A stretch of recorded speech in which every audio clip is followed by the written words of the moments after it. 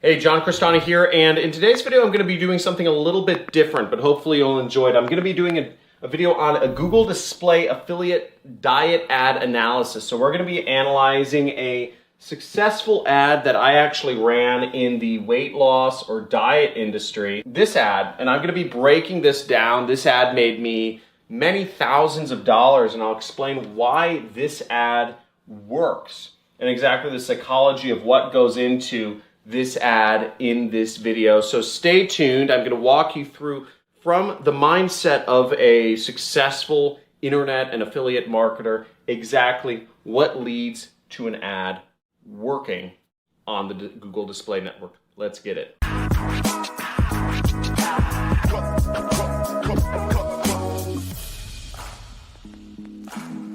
Hey, super excited you're here. We're going to be going over a Google Display Network affiliate ad in the weight loss, or what we call the diet ad industry, which is a very big industry. It's an industry that I've made $35,000 a day in. I will walk you through exactly the psychology from a marketer's perspective, how I created this ad and why it works. So this is the ad. Okay, and as you'll see, it says, "Eat this, never diet again." It's a pretty simple ad. It's got this weird thing on it, and then it's got a line below, which is the Dr. Oz, the holy grail of weight loss.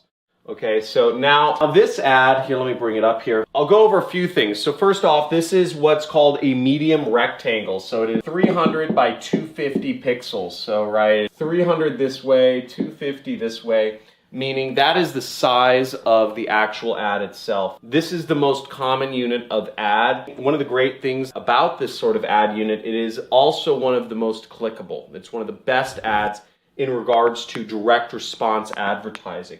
There are other types of ads called a banner ad, which look like this, and these are generally associated with banner blindness. There's also another type of ad called a skyscraper, which is looks usually like this. And these ads are also associated with banner blindness. They look like ads. They don't blend in to the content as much as a square ad might be. A square ad, or medium rectangle is what the unit's called, oftentimes blends in with the actual content of a page. Whereas these ads, the skyscraper and the banner ad, generally stick out like sore thumbs, so you don't generally want to use them, whereas this ad right here is what we're talking about. And this is just a kind of a mock-up of a general web page. Whenever I was running advertisements, I'd always run the medium rectangle because it just works better. If people don't have banner blindness, the people who are buying these ads right here are generally big brands that are wasting their money because they have no idea how to do advertising, not like us affiliates. So let's get a little bit deeper into the ad. Another aspect that I like about this sort of ad is that it's very simple. You have the top, let's just put the ad like this. You have a headline, you have a image, and then you have a CTA. Okay, so it's very simple. Get their attention. Right, get their attention with the image, get a little more specific interest with the headline, and then bring it home with what you want people to do next with the actual line of text. And what's interesting about this is that the actual way people digest many ads is what they'll do is they will look at the image first, just to get their attention. So this is number one. Then they will read this line. That's number two.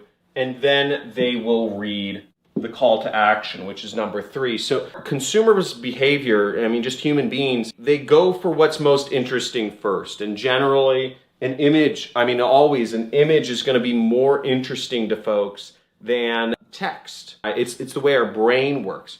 Our eyes are trained to recognize things. Videos work even better than images. So if you're doing advertising on Facebook, for instance, you want to use videos. It's just a leg up. You can only win by putting videos in your ads rather than images. You can even take the same image and you can just turn that image into a video and put little flashy effects on it, make it blink or stuff. Obviously Facebook has a million guidelines, so they'll ban you for a lot of stuff. But the point is, videos always work better. Images work better. So I like to use those. Now, the next thing we're seeing about this ad is we're saying, eat this, never diet again. So the first thing people see is this really weird thing. I don't even know what it is. I can't even tell you what this is. I'm trying to think of what this is. I have no idea what this is. The point is, it's meant to confuse the user's brain. They're trying to place it into a category. Is this a hamburger? Is this a piece of food? Is this like a weird, like slimy sponge sea creature thing? I don't know.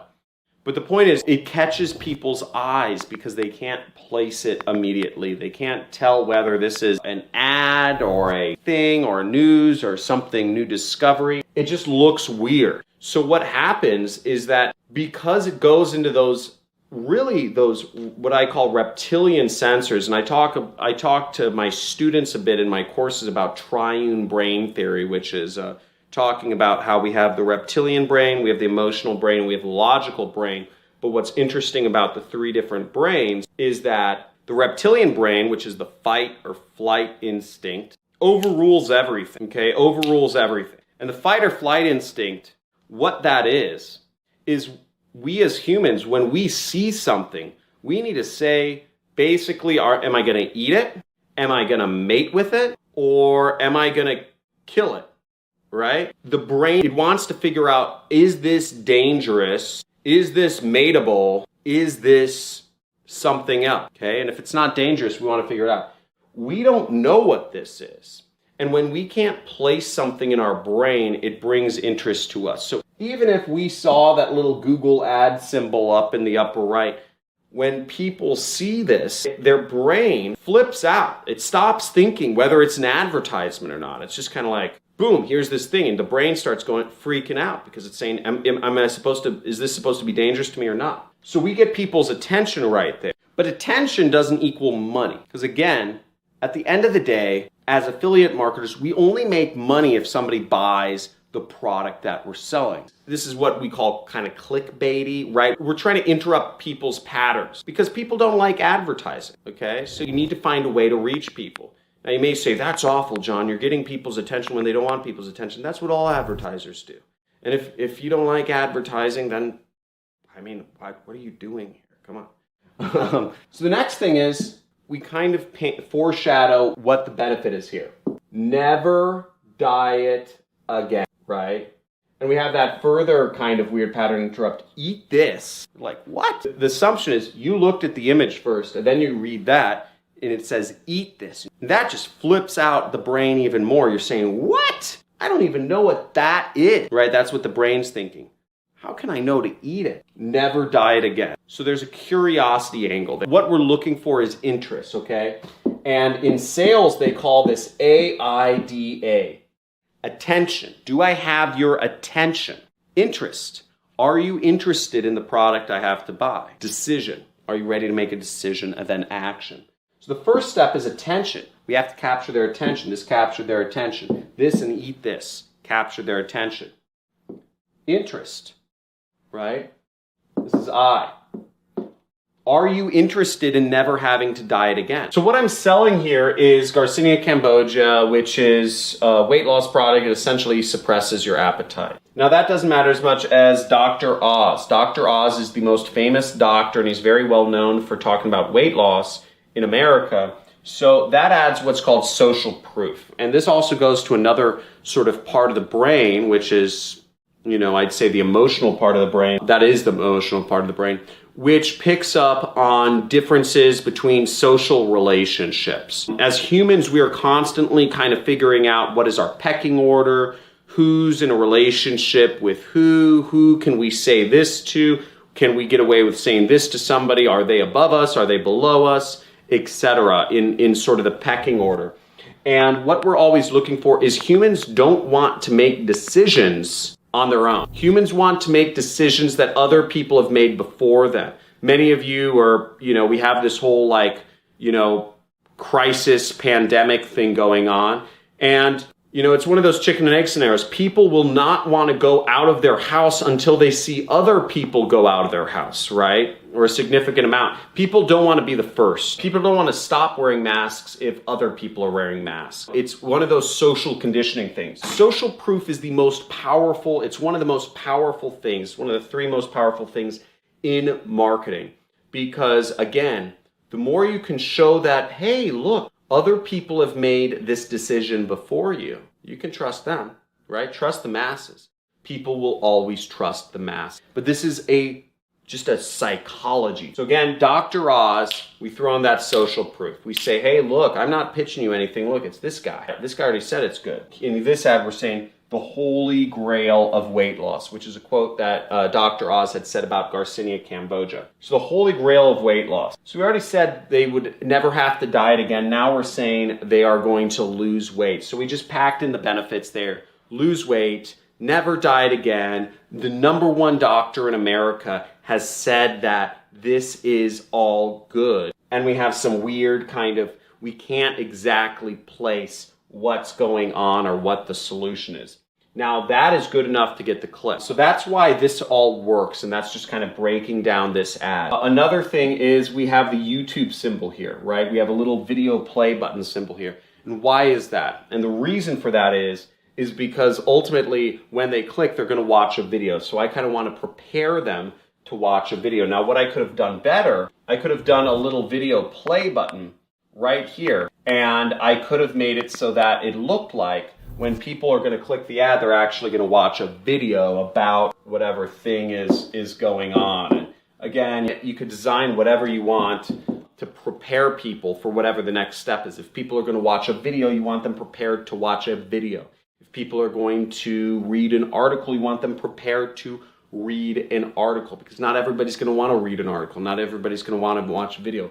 People have different ways they like to consume internet content. So that's behind the ad. Now how I created this ad was actually simple. I never created it. I actually just copied it from another marketer, because again, marketing and sales, it's pitches. You can search up a lot of my videos even, and you'll see 10 other YouTubers before me shot a video on the same topic. You can search my videos, and 10 other YouTubers after me did the same video topic. Because in marketing, there are things that work. In psychology and in dating, everything in life, there is a playbook for what works.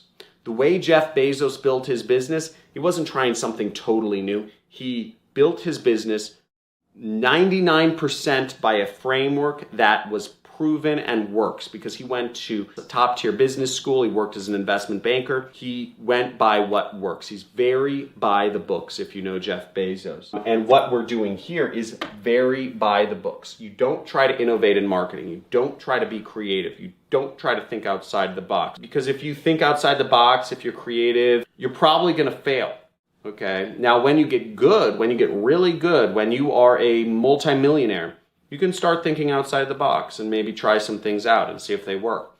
I try some things out. Most of the time they don't work. But the point being is copy what works, keep it simple, don't try to do anything super inventive, and just stick to the basics, right? We got some benefits in here, we got some interest in here, we got some social proof. We're selling a weight loss product. So at the end of the day, this is very congruent with what we're selling. We're going straight from this into, I think it's an advertorial with a video on it or something, and then going into the sales. So that's an analysis of this ad. Let me know in the description or the comments, if you enjoyed this video, if understanding the psychology of a good ad was helpful for you. Make sure you like, subscribe, comment. Generally, if you could, just give me some feedback on whether you'd like me to do more of these types of videos, where I really take you into the brain and the psychology of a marketer, of me, and go over some of these ads with you, because ultimately my goal is to help you succeed. I've done videos on every free traffic topic. I've done videos on 1 million affiliate networks, on how to do paid advertising on like most of the paid advertising networks that people have heard of, and many that people haven't heard of. So I'm sort of running out of topics, and I'm trying to figure out, what do I do next? What do I teach about next? Because I don't really feel comfortable just saying the same topics over and over again. I could talk to you about free traffic all day, but I'd just be repeating myself. So let me know what your thoughts are. Do you just want me to re-upload old videos of mine, that are about free traffic, or are there new topics that you'd like to see me teach about? Because ultimately this is all for you. So thank you very much. Have a good day. Like, subscribe, comment, and talk to you soon.